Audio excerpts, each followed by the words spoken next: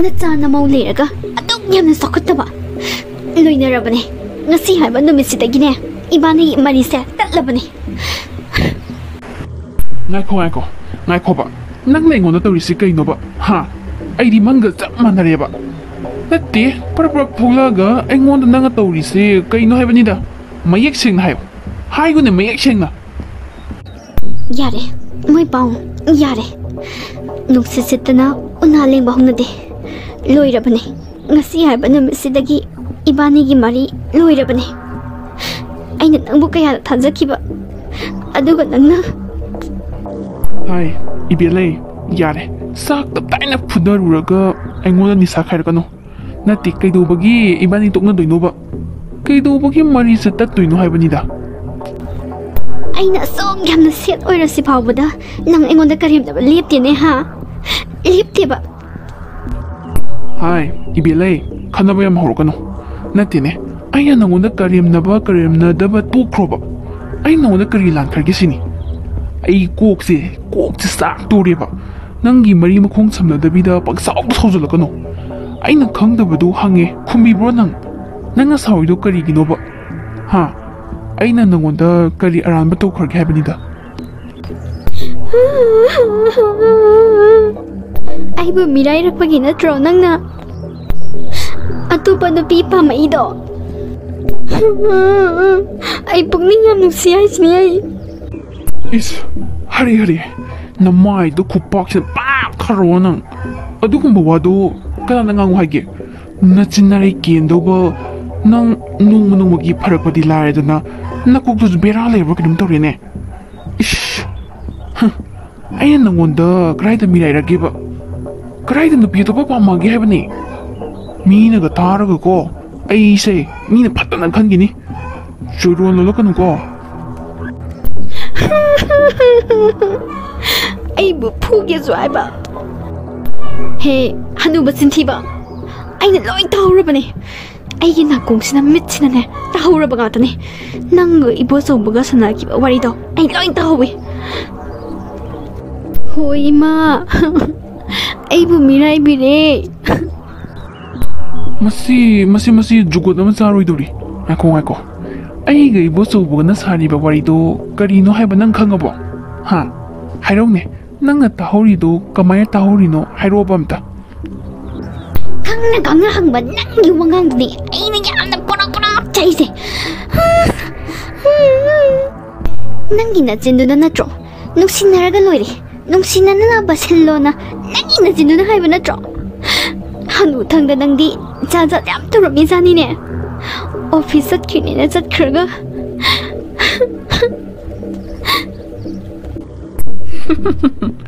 adugi oiria nok tok da ngai di he hei ba pharaga buthopani ko nap sadaba phai nang aina set oiraga nang nan nokrim haigem da noga leiba natro phai ngasi haiba numise sidagi amu hana unadaba suise loinarabane nangaiga loinarabane khangiduna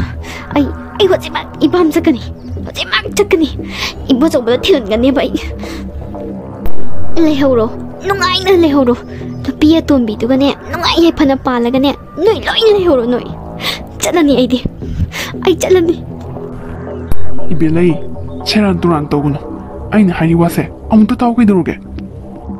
nang ngangi ba wado nasa na mo singi na taraga awaina ki to ba man kini ne nang phanasu gyan ta ba yarabani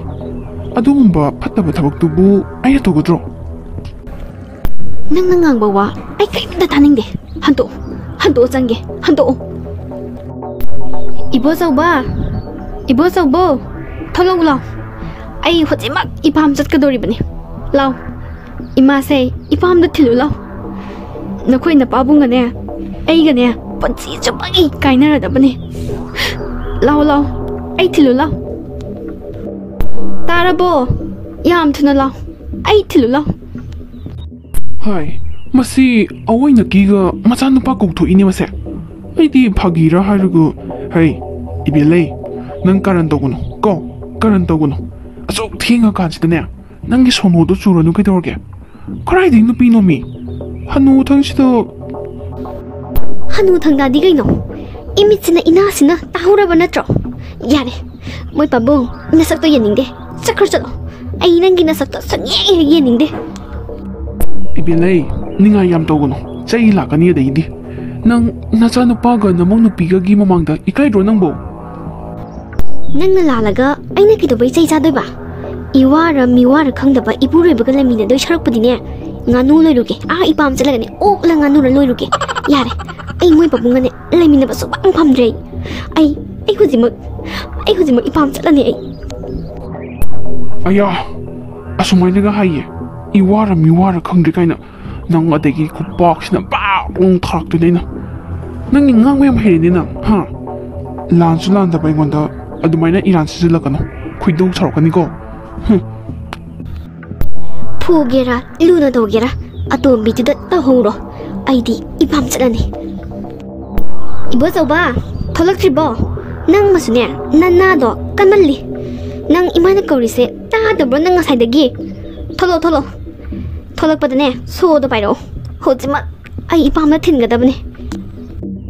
as karino aina haidu sibo haidu ure plan fail oidoiba karino ya tongdu sibo as matha su tong sari nga thungba sa na su matha sai khoi mungse ai dibago os tamo nangi seba se ikai ba ma yausale da dressing table manga thari ba sakris dagi phamong buk thangjan biri se nati kayam lap ke haibani da sebo tan ba myawi seba phari ni na hai thaba haibi apangbi masi ai ithoni ne aigi nupi aigi angang kyo lo ba haibasi aigi ithona tro masida togi haidana yum pali bani ne nupi khaktana seba to bodoi di pamde aina ngamani haidana yum pala bani na maipuna na hona ba tare dana nakhoi sokpon ba haibasi aigi mangjaba na tro aduna nakhoi aso opan kaimta lehan ba yadi aduna ni hojikdagi hona nakhoi bu senari se bab tauni thaba aise nupa ni nupa ma oibagi chap chaba thodang do aina logani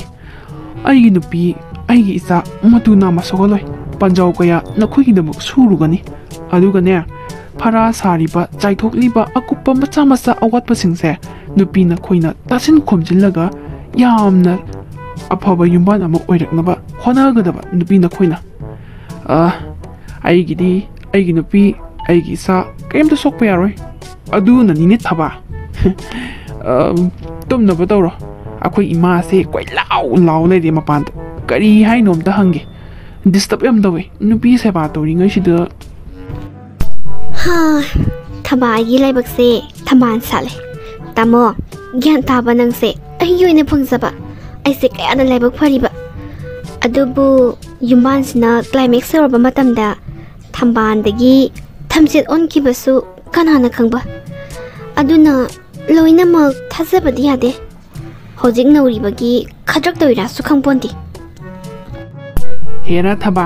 nupi da khoi thakpa nupa do aidi na te gaidorge asengba nupa ne haba korino akhoi mas na maro na mathenga kan da koi lau le de leramo amda thoki ge masak ni gaina inong hek nung siradana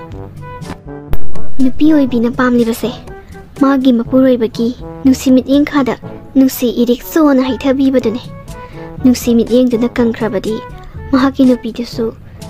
atopa lamlamba kanada midyeng karan chankhiba tabani hoi nupi loinamak pudi nate adubu irang pubi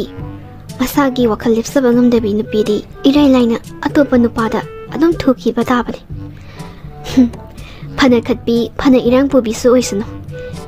tamona aibulun tawba asugumna magi nusimideng khada thamliba makhaidi irang pubi nupida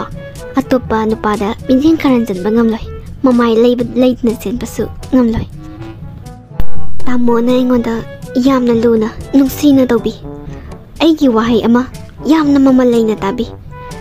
tamona ingonda tawriba sigumna manipura leiriba nupi singse magi mapuroiba singna luna tawbirabadi manipurda nongmakanda na tholiba maudo halakri masa ani hunto mi nongalaga hal'e tawriba mayamse taramdabasu yaiko mutka loi kaire he kaino akhoi mana nong khongbadangna kana ngangisibо ngasai aina segai gai kaurisi nang nanado tadabra haibanida Africa da leba kilido adubuk taramani haiba natti thola uina tholaktiyo nangso Ima tholak oina tholakdaba natteba khut thadokpa yadaba thabak ama tawrine pangangda ngangibo kaidorage ba ima kai leirage asok thenga kansida Hai napaga igase khaina dorabani maga igase punchi chupagine mari se tatladabani ngasidagi law ai ipamna thilu law thengira thengoira hujimak thingadabani nei napagi masagase yengingde kaino aisibo akhoi papungga khaina doineba karino aisibo ahana sogam oirakanda khaina doiba tan roima kadamta khaina di ahan oiradi ima nangna ahan boisani ko ikai dru khangdi ado kari marangi khaina doino ba papungse nangsune nanga napaga na silaga masida thonganaba honaba natro phare ai ihu sinanaba nama ama leirabani na ne phare tawro noya thokpa tawbadabu thilula thendabadi yaroi hojimak thingadabani kaino ima aingonda mu onkhalaisina nate aina kari sinkhageba jada jam ngana tanu go he nang juna jinthibada yauri ne ha napa na pokpa masane haibada chap hek saida nanga napaga na thonganda arunba wari sabado inna sidane mayek sengna tahorabani aise kaimta khangamoi sinine noi napana ga haide ne ngasai nungsinaraga loire nungsinanaba dang silona paisa tingjasanu kaina tawro noi topa kuirabani aina chingnarakpa nahasu toilet manungda napana ta aronba wari saruba natro adugi oire tawro nungaina palhauro nama tombido nungaina palhauro moiga law thelu law hongjima thelu law napana jana lehaningdaba yumsidane mikup ama phauba leibigadaba nate law thelu law nangonda thelo na hairisi chu numidang oibagini ayong nungthin oiramadi ithanda chachaba ngami law thelu law ima na khalido onare number 9 do adona kandagi lepaga 6 ne na hairadi ion onadro adumaina papungna tawudaba nate ima adugumba nupi angangi thabakto papungna tawudaba nate aduga masa aina su lemdaba thabakto ipaisa kamai tawdoino ima nangi kokse lekhat khreko adu tugas chapa wangang sangang dubu adugi nate ima maramama lebagine wakhaldo onare napi angangi maram natadi karigi maram oidoiba ha napana jana mi ukinena mi udaba tanza khandana wari saribado adugi maramgi natro natemi ima maramama gine haba promise my god asengba aibu kamai haiduino sibo haidu ure plan je fail oidoiba matha sai he tagrupuni khomai mana kongje kari haijan gani side ibo soba ipa gyan tadre nangna phanaba khara sillo hey ima nangna khalido yam onariba pabunga ngasai hairi dudi kainoni thabana angang pokodoriba hospital si private hospital da neba private hospital haijdi paisa se dogi matik sangidana paisa do changningai changjajanu doctor dugoi khoiga nungsinaraga loire nungbu nungsinaradi fazana tikta kaidana asoengam do jekshna tobidana asoengam yawdana ba haitare adu haibani mi ima khoi babung hanura kansida kaidagi adugumno mane ibo sobana harise asengba ngotani aidi ngasai khanbu khalude mane ibo sobana ngasai 하이락pa 와두네바 ꯑꯗꯨꯗ ꯑꯩꯅ ꯍꯥꯏꯔꯤꯗꯣ ꯅꯨꯡꯁꯤꯅꯔꯒ ꯂꯣꯏꯔꯦ ꯍꯥꯏꯔꯤꯗꯨꯗꯤ ꯗꯣꯛꯇꯔꯁꯤꯡꯒ ꯑꯩꯈꯣꯏꯒꯅꯦꯕ 이보서부는 하이지 아싱방 학더니 이보서봐 하이시부 아싱바라네 너희나 사나라미바 와리두가 아이나 따리두가 가라 개나곰 더위다 하로 아싱바 하로 이마 아싱바님이 ꯑꯩꯈꯣꯏ ꯄꯥꯕꯨꯡꯅ ꯑꯗꯨꯒꯨꯝꯕ ꯅꯥꯇꯩꯖꯥꯗꯕ ꯊꯕꯛꯇꯣ ꯇꯧꯒꯗ꯭ꯔꯕ ꯑꯉꯥꯡ ꯃꯆꯥ ꯁꯨꯝꯃꯠꯇ ꯅꯠꯇ꯭ꯔꯁꯤꯗ ꯀꯩꯅꯣ ꯏꯃꯥ ꯅꯪ ꯈꯝꯕꯟꯕ ꯍꯦꯃꯜꯂꯤꯀꯣ ꯍꯟꯅꯨꯒ꯭ꯔꯀꯥꯟꯁꯤꯗ ꯑꯩꯈꯣꯏ ꯄꯥꯕꯨꯡꯕꯨ ꯀꯅꯥꯅ ꯄꯥꯝꯕꯤꯗꯣꯔꯤꯒꯦ ꯑꯁ ꯊꯣꯛꯃꯣꯛ ꯑꯁꯦꯡꯕꯅꯦ ꯑꯩꯅ ꯍꯥꯏꯔꯤꯁꯦ ꯊꯥꯗꯤ ꯊꯥꯖꯈꯤꯗ꯭ꯔꯦꯗꯀꯣ ꯏꯕꯣꯆꯧꯕ ꯐꯔꯦ ꯅꯣꯏꯅꯅꯦ ꯑꯁꯦꯡꯕꯅꯤ ꯍꯥꯏꯔꯕꯅꯤꯅ ꯐꯔꯦ ꯑꯗꯨꯕꯨꯅꯦ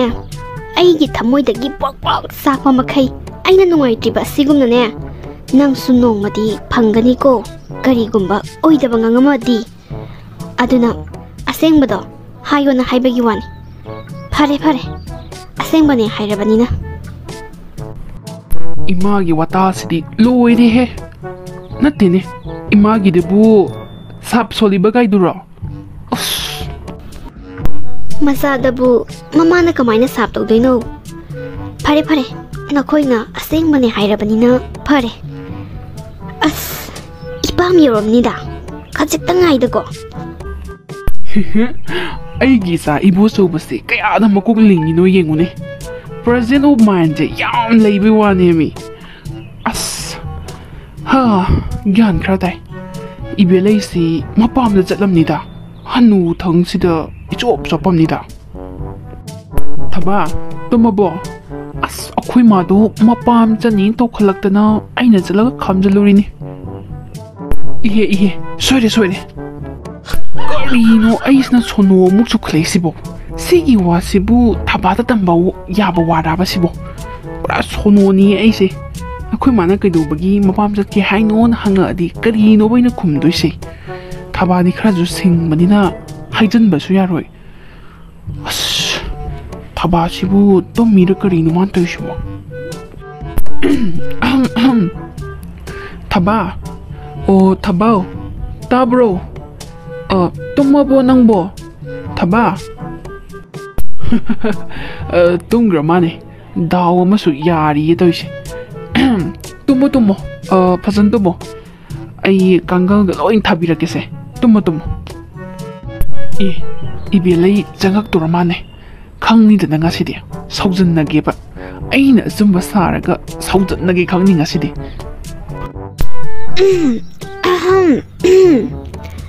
ꯑꯣꯟꯊꯣꯛꯅ ꯇꯟꯈ꯭ꯔꯦꯗꯀꯣ ꯑꯩꯗꯤ ꯇꯞ ꯇꯥꯏꯅꯁꯨ ꯁꯧꯗꯣꯛꯎꯒꯨꯝ ꯇꯧ ꯇꯞ ꯇꯥꯏꯅꯁꯨ ꯆꯩꯔꯨꯒꯨꯝ ꯇꯧ ꯑꯣꯟꯊꯣꯛꯅ ꯏꯀꯥꯏꯖꯈ꯭ꯔꯦꯗ ꯀꯥꯁꯤꯗ ꯇꯨꯃꯤꯟꯅꯗꯣꯏꯁꯤꯕꯨ ꯑꯁ ꯑꯣꯟꯊꯣꯛꯅ ꯇꯟꯗꯧꯔꯤꯍꯦ ꯑꯩꯗꯤ ꯀꯧꯕꯁꯨ ꯉꯝꯒꯗꯕ ꯃꯥꯟꯗ꯭ꯔꯦ ꯑꯁ ꯃꯣꯏ ꯄꯥꯕꯨꯡꯁꯦ ꯑꯣꯟꯊꯣꯔꯛꯇꯦꯅꯦ ꯑꯩꯅ ꯑꯍꯝ ꯍꯥꯏꯕꯁꯦ ꯑꯁ ꯈ꯭ꯋꯥꯏꯗꯒꯤ ꯃꯔꯨ ꯑꯣꯏꯕ ꯅꯨꯄꯥꯅ ꯁꯥꯎꯔꯒ ꯊꯦꯝꯕ ꯍꯩꯇꯕꯁꯤꯅꯦ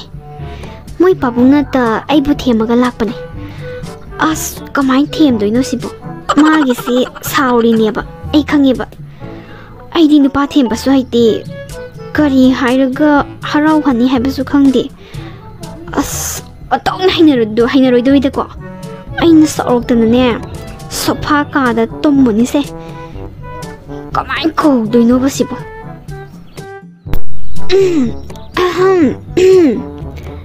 ꯑꯣꯟꯊꯣꯛꯅ ꯇꯟꯈ꯭ꯔꯦꯗꯀꯣ ꯑꯩꯗꯤ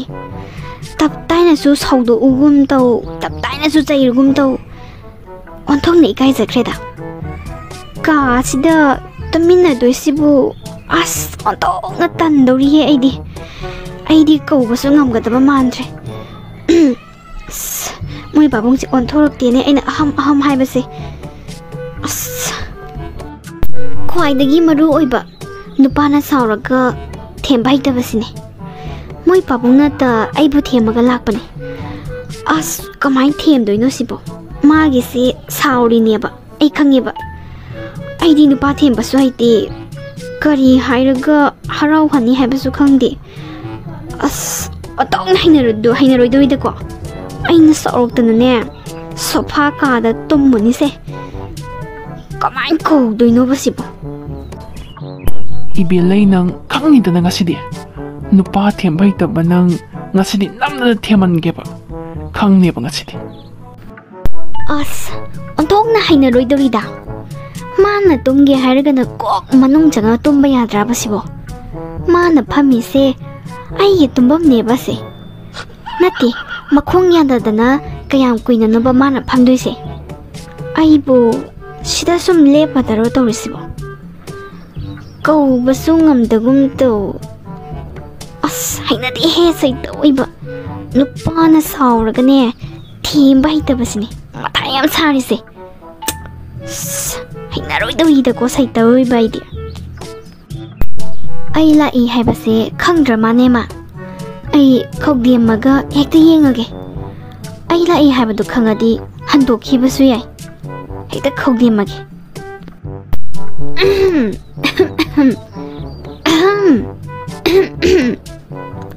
handokti ni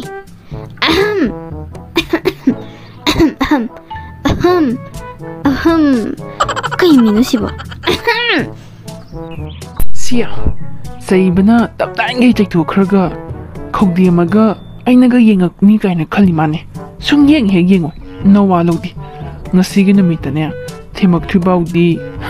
sung yeng he yengo namna da themakadamne ai yengo ai ba ai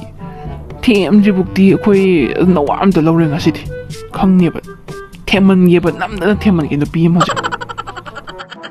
I handokti ni is